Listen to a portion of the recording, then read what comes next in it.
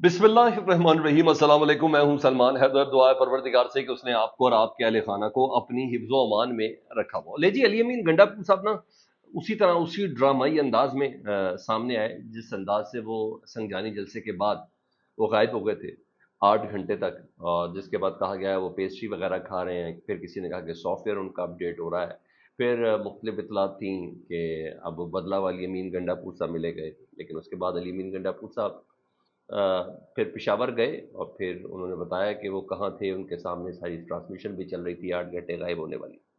तो फिर उसी तरह ही सामने आए हैं अली अमीन गंडापुर साहब। और इस बार आए हैं वो तकरीबन 26 घंटों के बाद। और 26 घंटे मुसलसल वो गायब थे। और अचानक से वो केपी असम्बली का जो इजलास इमरजेंसी में बुलाया गया था इतवार के रोज़, और अली अमीन गंडापुर साहब की बाजियाबी के लिए बुलाया गया था, अली अमीन गंडापुर साहब के ज़बरदस्ती हफ्ज़े बेजा में रखने के हवाले से बुलाया गया था, अली अमीन गंडापुर साहब के मुबैना अगवा के हवाले से बनाया गया था, अली अमीन गंडापुर साहब की बरामदगी की उनकी बाजियाबी के लिए जो दरख्वास्त दी गई थी पेशावर हाई कोर्ट में, उसके हवाले से बनाया गया था। फिर एक पूरा इजलास में अली अमीन गंडापुर साहब सामने आए। लेकिन उससे पहले जो तकारीर हो चुकी थी उन्होंने भी बहुत बड़ा असर ज़रूर डाला। तो उन्होंने तकरीर की, अली अमीन गंडापुर साहब ने बड़ी धुआंधार तकरीर की। मगर मैं आपको सच्ची बोलूँ, वो तकरीर में बहुत सी चीज़ें क्लियर करने में नाकाम रहे अली अमीन गंडापुर साहब। चाहे इसके कि सोशल मीडिया पर और बहुत से लोगों के बड़े दिल टूटे, और बहुत पाकिस्तान तहरीक इंसाफ के बड़े वो डाई हार्ड फैंस ने भी बड़ा ज़बरदस्त किस्म का रिस्पॉन्स दिया। जी हाँ, अली अमीन गंडापुर साहब नाकाम रहे। वो कहाँ थे, वो किसके पास थे, वो कहाँ रुपोश थे, चलता काफिला छोड़कर वो कहाँ गए थे, किसके कहने पे गए थे, क्यों गए थे, क्या लेने गए थे। और पूरी असम्बली की जो तकरीर थी ना उनकी, वो पार्टी बयानिया जो पिछले 2 दिन से बना था उससे बिल्कुल मुख्तलिफ थी, बिल्कुल मुख्तलिफ थी। और पीटीआई ने जो एक सर्टन बयानिया बनाया था और जिस पे लोग ट्रस्ट भी कर रहे थे, स्पेशली संजानी के जलसे में 8 घंटे गायब रहने वाली सूरत हाल के बाद, कि अली अमीन गंडापुर साहब के ज़रिए हमें इस्टेब्लिशमेंट ने ये पैगाम भेजा है कि एहतजाज को मौखर कर दो। और यही था कि फ़ौज के पास है अली अमीन गंडापुर साहब, ये बयानिया यही पाकिस्तान तहरीक इंसाफ की तरफ से था। इस्टेब्लिशमेंट के पास है, फ़ौज के पास है, रियासती इदारों के पास है, यही सब चीज़ें चल रही थी। तो अली अमीन गंडापुर साहब के ज़रिए उन्होंने जो सियासी कमेटी है उन्होंने पैगाम भिजवाया कि हमें पैगाम भेजा गया अली अमीन गंडापुर की तरफ से कि एहतजाज को मौखर कर दें, इमरान खान से बात कर दें। लेकिन पाकिस्तान तहरीक इंसाफ की पूरी जो सियासी कमेटी है उसने इनकार कर दिया। फिर ये जवाब बयानिया था। फिर ये सवाल ये है कि अली अमीन गंडापुर साहब कहते हैं कि मैं तो हिरासत में नहीं था। अभी आऊँगा तकरीर के मतन के ऊपर। उन्होंने कहा मैं हिरासत में नहीं था, मैं तो रुपोश था, मैं तो इनकी नाक के नीचे से निकल के आ गया। ये सारे अली अमीन गंडापुर साहब के अल्फाज हैं। उन्होंने कहा मेरी गिरफ्तारी के लिए आईजी ने 4 छापे मारे लेकिन मुझे गिरफ्तार नहीं कर सका। अली अमीन गंडापुर साहब खुद कह रहे हैं कि मैं खुद साख्ता रुपोशी में था। तो फिर पैगामात कहाँ से आ रहे थे?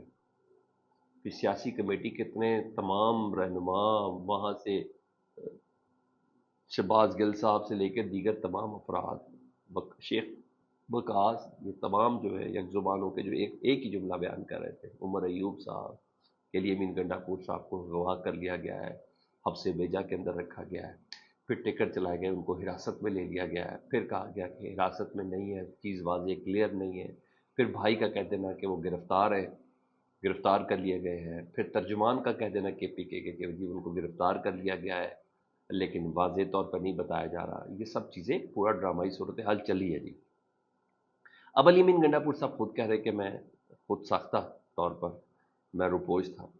तो सियासी कमेटी की बात तो अपनी जगह पर, फिर केपी की असम्बली में अरकान असम्बली ने जो तकरीरें की अली अमीन गंडापुर साहब के आने से पहले, फिर खुद भी जो तकरीर की ना उसमें अली अमीन गंडापुर साहब ने कहीं एक लफ्ज़ इस्तेमाल नहीं के लिए इस्टेब्लिशमेंट की, एक लफ्ज़ इस्तेमाल नहीं किया उन्होंने वफाक का, एक लफ्ज़ उन्होंने इस्तेमाल नहीं किया वज़ीर दाखिला का।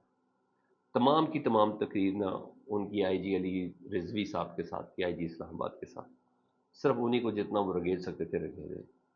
तो कहानी में बहुत झोल है अली अमीन गंडापुर साहब पे, बहुत झोल है।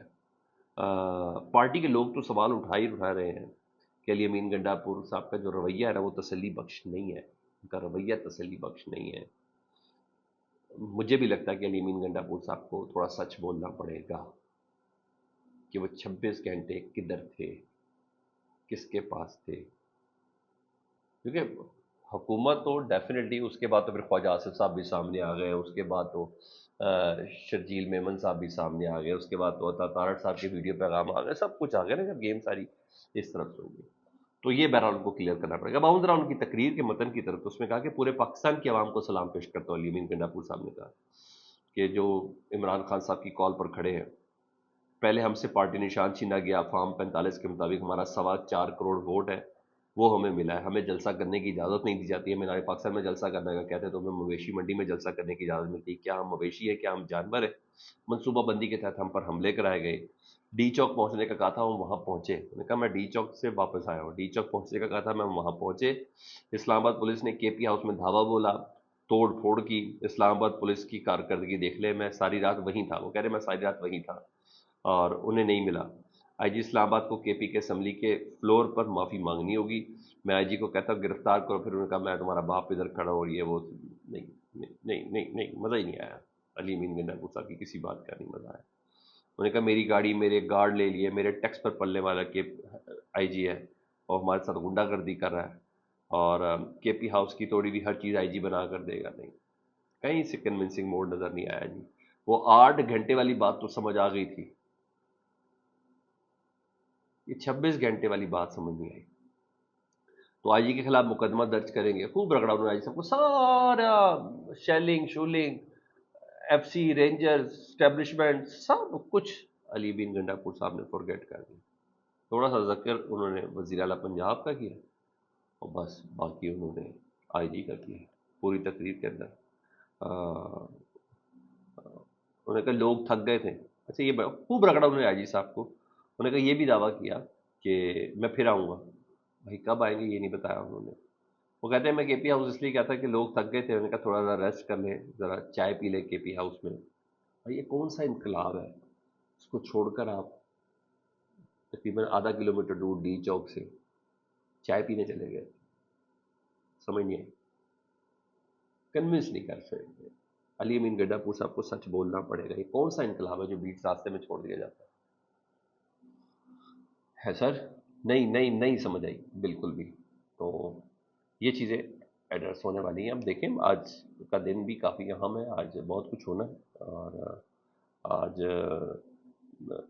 بہرحال دعویٰ ہے ان کے بڑے زیادہ، تو آج اعظم سواتی صاحب سے متعلق بھی خبر ہے کہ ان کو گرفتار کر لیا گیا، مگر یہ خبر کنفرم نہیں ہوئی، اب دیکھیں آفیشلی تو نہیں ہوئی، آج ان کو اگر عدالت میں پیش کیا جائے تو پتہ چل جائے گا۔ اور آج عمران خان صاحب کی جو بہنیں ہیں، علیمہ خان اور عظمیٰ خان، ان کا بھی ایک دن کا جسمانی ریمانڈ پورا، اور آج ان کو بھی عدالت کے سامنے پیش کرنا ہے جی۔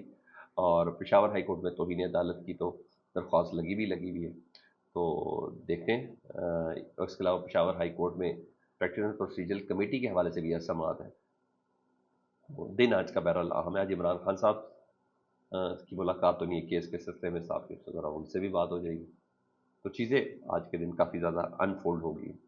ادھر حکومت نے نئی آئینی ترمیم کے حوالے سے کوششیں تیز کر دی ہے، اور حکومتی وفد نے ڈپٹی وزیر اعظم اسحاق ڈار صاحب کی سربراہی میں جی خواجہ سعد رفیق، نیر بخاری، نوید قمر، شیری رحمان صاحب آئی، پیپلز پارٹی نون لیگ کے سب مولانا فضل الرحمان صاحب کے پاس آئے تھے، جو خبر دی ہوئی ہے فلسطین کی کانفرنس ہے نا آج، تو پورے ملک بھی احتجاج کرنا، تو دعوت دی ہے مولانا فضل الرحمان صاحب کو، بھائی دعوت دینے کے لیے ڈپٹی وزیر اعظم نہیں آتا، دعوت دینے کو پیپلز پارٹی کی قیادت اور نون لیگ کی قیادت نہیں آتی، تو ظاہر بات ہے فائنل راؤنڈ کی تیاری ہے، تو وہ اس کو پورا کرنا ہے، یہ چیز ہے۔